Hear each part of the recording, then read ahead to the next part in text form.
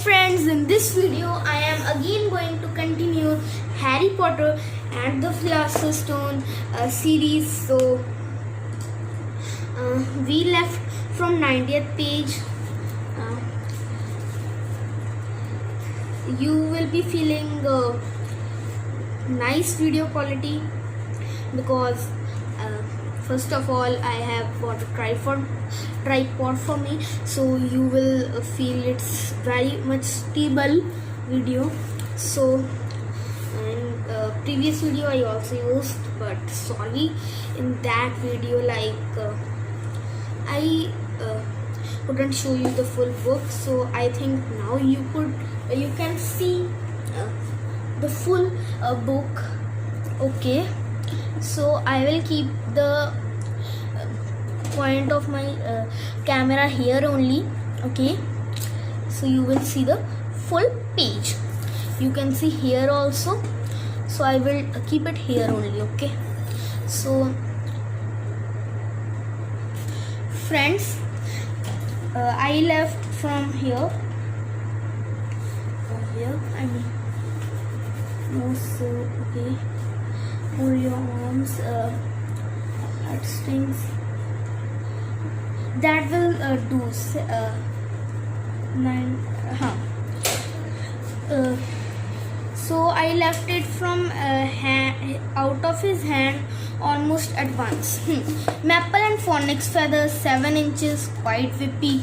Harry tried, but he had hardly realized the wand when it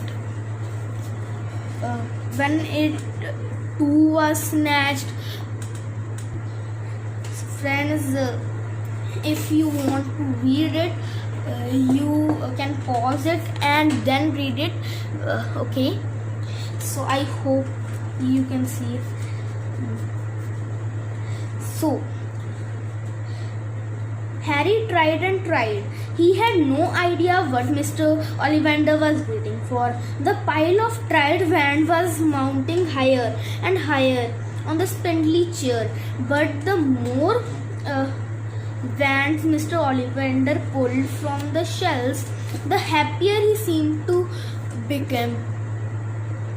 Tricky customer, huh? Not to worry, we will find the perfect match here somewhere. I wonder now. Yes, why not? Unusual combination. Holly and Phoenix feather 11 inches, nice and supple. Harry took the wand. He felt a sudden warmth in his fingers.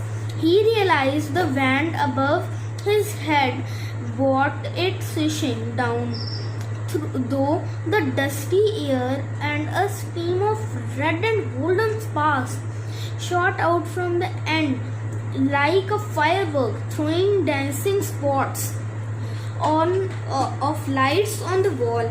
Hagrid whooped and clapped, and Mr. Ollivander cried, "Oh, bravo! Yes, indeed. Oh, very good. Well. How curious. How very curious." He put Harry's wand back into its box and wrapped it in brown paper, still muttering, "Curious. Sorry," said Harry, "but what's curious?" Mr. Ollivander fixed Harry with his pale stare.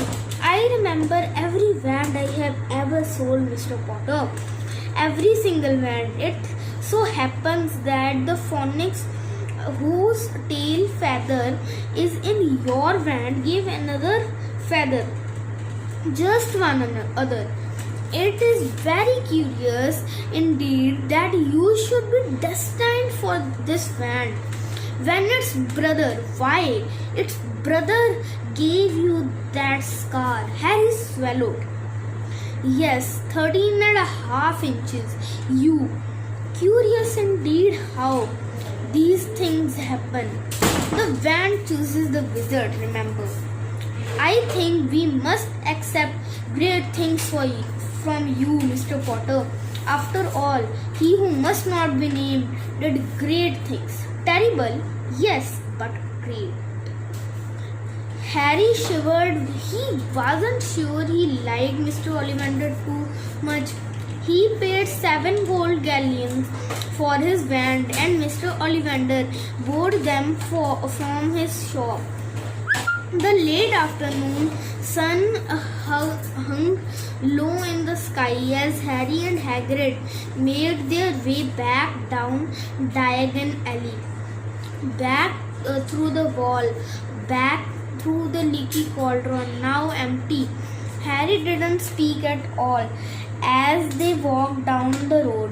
He didn't even notice how much people were gaping at them on the underground laden as they were with all funny snap shaped packages with the sleeping snowy owl on Harry's lap. Up and up another escalator, out in Paddington Station. Harry only realized where they were when Hagrid tapped him on the shoulder. Got time for a bit to eat before your train leaves? He said. He bought Harry a hamburger and they sat down on plastic seats to eat them. Harry kept looking around. Everything looked so strange. Somehow, "You are all right, Harry? You are very quiet," said Hagrid. Harry wasn't sure. He couldn't explain. He had just had the best birthday of his life, and yet he chewed his hamburger, trying to find words. "Everyone thinks I am special," he said. At last, all those people in Leaky Cauldron, Professor Quill, Mr. Ollivander, but I don't know anything about magic at all. How can they expect great things? I am famous and I can't even remember what I am famous for. I don't know what happened the night my parents died. Hagrid leaned across the table behind the wild beard and eyebrows. He wore a very kind smile. "Don't you worry, Harry. You will run fast enough. Everyone starts at beginning at Hogwarts. You will be just fine. Just be yourself. I know it's hard. You have been signed out, and that's always hard. But you will have a great time at Hogwarts. I did. Still do. Matter of fact, Hagrid helped Harry onto the train that would take him back to Dursley's, then handed him an envelope. "Your ticket for Hogwarts," he said. "1st of September, King's Cross Station. It's all on your ticket. Any problems with the Dursleys? Send me a letter with your owl. She knows where to find me. See you soon, Harry." The train pulled out of the station. Harry wanted to watch Hagrid until he was out of sight. He rose in his seat and pressed his nose against the window. But he blinked and Hagrid had gone. Chapter 6. Journey from platform 9 3/4. Harry's last month with Dursleys wasn't fun. True, Dudley was now scared of Harry. He wouldn't stay in the same room, while Aunt Petunia and Uncle Vernon didn't shut Harry in his cupboard, force him to do anything or snout at him.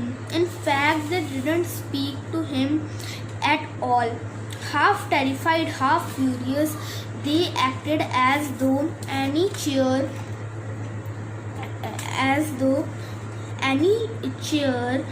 with Harry in it was empty. Although this was improvement in many ways, it did become a bit disturbing after a while.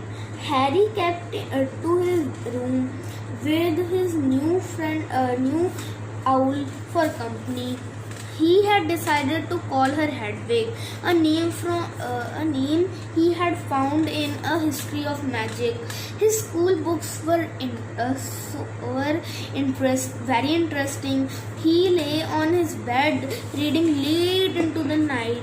Hedwig swooped in and out of the open window as she pleased.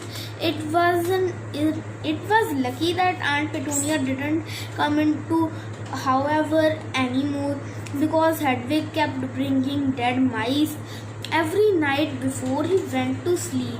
Harry ticked off another day on a piece of paper he had pinned on the wall, counting down September 1st.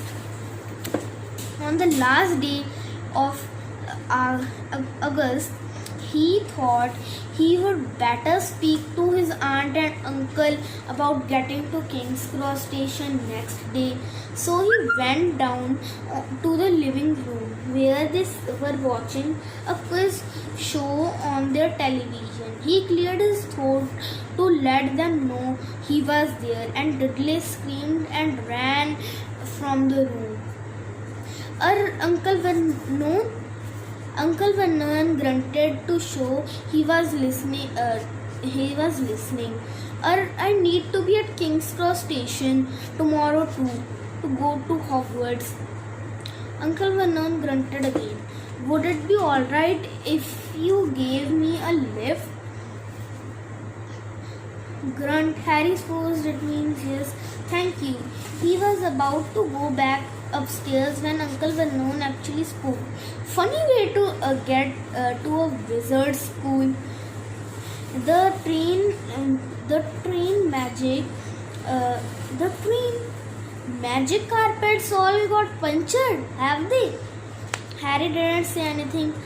Where is the school anyway? I don't know, said Harry, realizing for this the first time he pulled the ticket Hagrid had given him out of his pocket. I just take the train from platform 9 and 3/4 at 11 o'clock. He read. His aunt and uncle stared.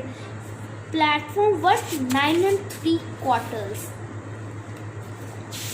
If you didn't see the page, you can see it now, friends. Okay.